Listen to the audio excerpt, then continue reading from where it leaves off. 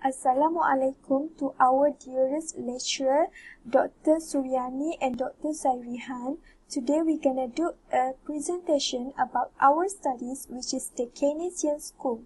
In this group, we have 5 members, which is me, Nur Shahida Kalimah, Nur Safa Akilah, Wan Nadia Akilah, Azvin, and Nur Najah Nabiha. For the introduction for the Keynesian School, they have some figures, but the most important is John Maynard Keynes.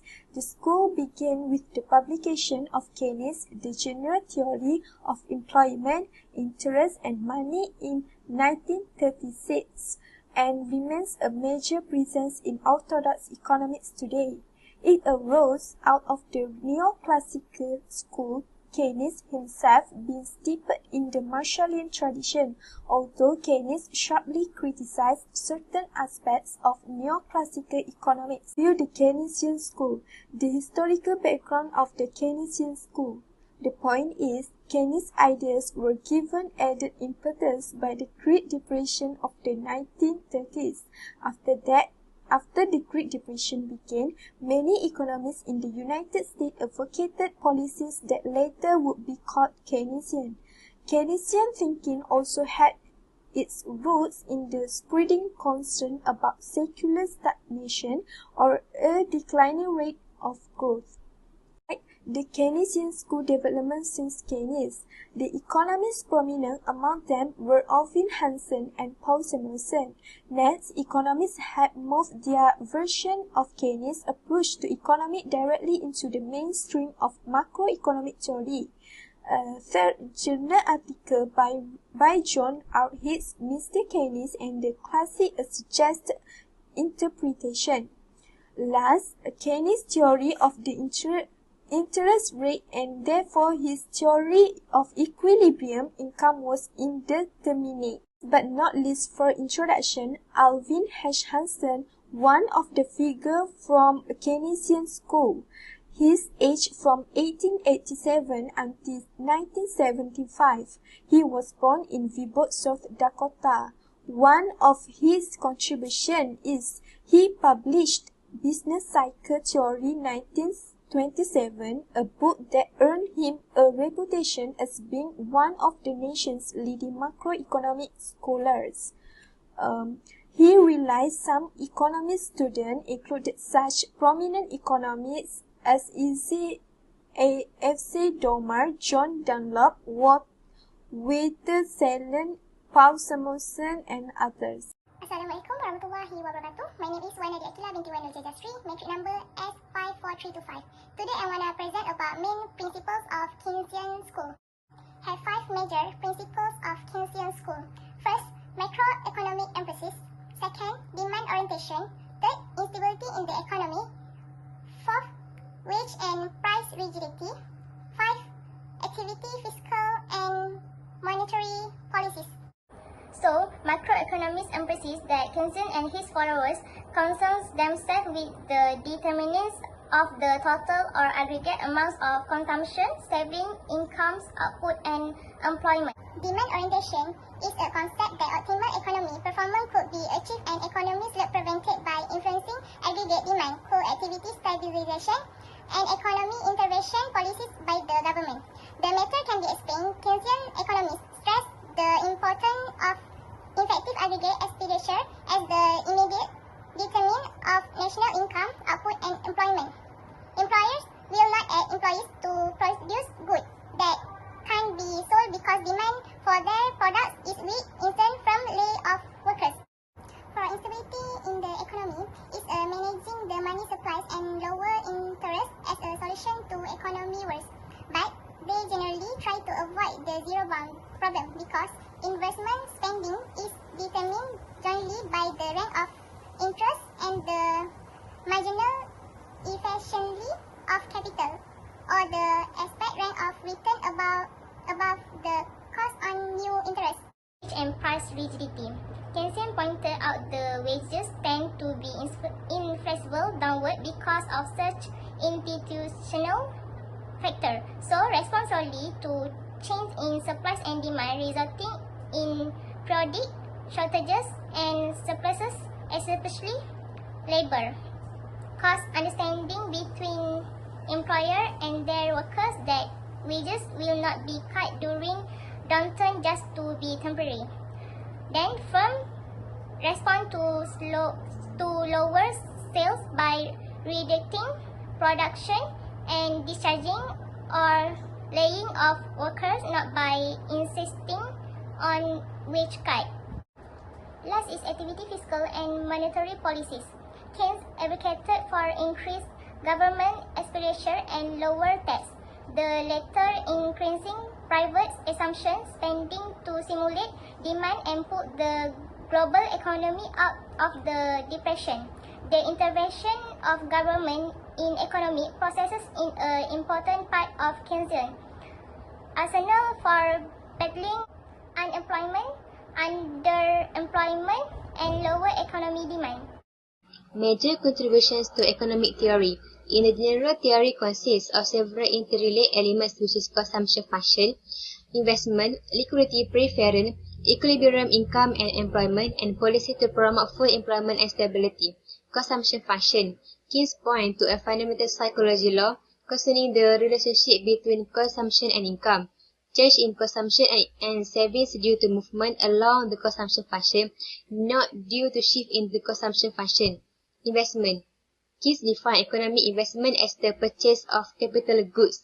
The rate of interest depends on liquidity preference and the quantity money. Money being defined as currency plus demand deposits. Liquidity preference. Rate of interest is determined by the interaction of the demand for and supply money. Demand for cash for transaction and precautionary motive depend upon the level income, while that for speculative motive depends upon the rate of interest. Equilibrium income and employment. Keynes assumed that there is a high correlation between national income and the level employment. Keynes concerned mainly with the short run, which is he defends this emphasized with the quip. In the long run, we are all that. In the short run, we can neglect technological change. Policies to promote full employment and stability.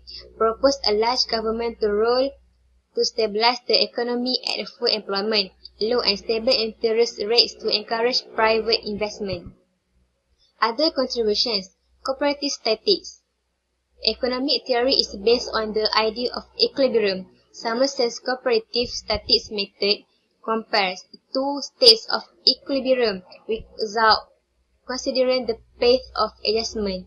Rival preference theory. His and others postulate that a consumer is able to state preference among all possible combination of two commodities in developing a indifferent map from which a demand curve was derived. Efficient market theory. An efficient financial market is one in which all information is readily understood and therefore quickly incorporated into market price. Factor price equalization theory. Samuelson provide mathematical proof to show that product mobility buying and selling product in regions or nations other than where they were produced is a substitute for factor mobility in diminishing difference in wages and other factor price. Public expenditure theory. Samuelson was one of the major contributions to the theory of public expenditure. He defined a public goods have consumption externalities, their benefits are indivisible. The founders of the foreigners of the Keynesian School is John Maynard Keynes.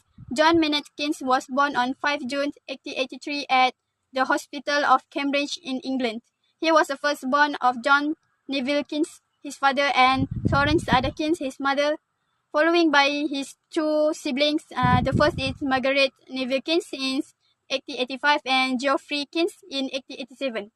John Maynard was an English economist. Meanwhile, Geoffrey became a surgeon, and Margaret married the Nobel Prize-winning psychologist Archibald Hills. In 1903, Keynes left Eton College for King College at Cambridge after receiving a scholarship on mathematics subjects.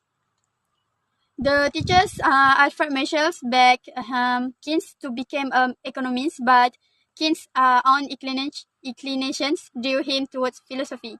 But he also studied on economics. Keynes focused on philosophy and economics on his entire life. He originally trained in mathematics. He built on a great refined work on the causes of business cycles. During the Great Depressions on 1930s, Keynes spearheaded a revolution in economic thinking. Keynes changed the theory and practice of macroeconomics and economic policy of government. He adds the basic for the school of thought known as Keynesian economics. He challenging the ideas of neoclassical economics that help the free markets will either in the short term to medium term automatically provide full employment as long as workers flexible in their wage demands. Keynes argue that aggregate demands determine the overall level of economic activity and that poor aggregate demands could lead on lengthy periods of high employment. He recommends the use of fiscal and monetary policies to reduce the effect of economic recessions and depressions. The Great Depression at that time on the Great Depressions and its period of worldwide economic hardships formed the backdrop against which the Keynesian revolution took place.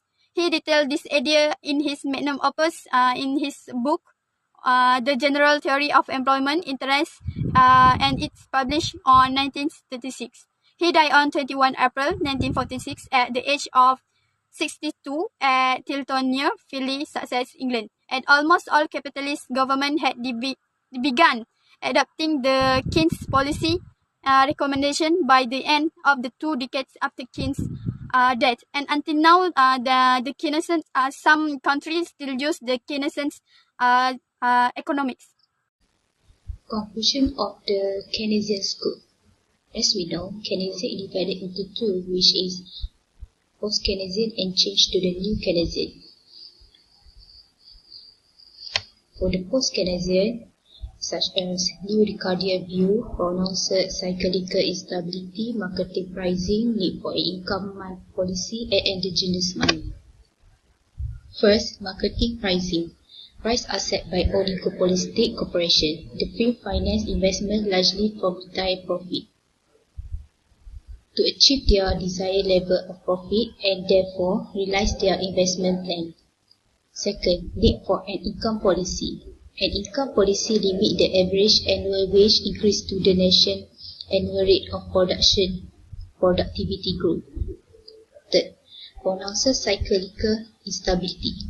The economy is inherently unstable. Investment must grow substantially to keep national income and output growing at a steady rate. For the new Keynesian,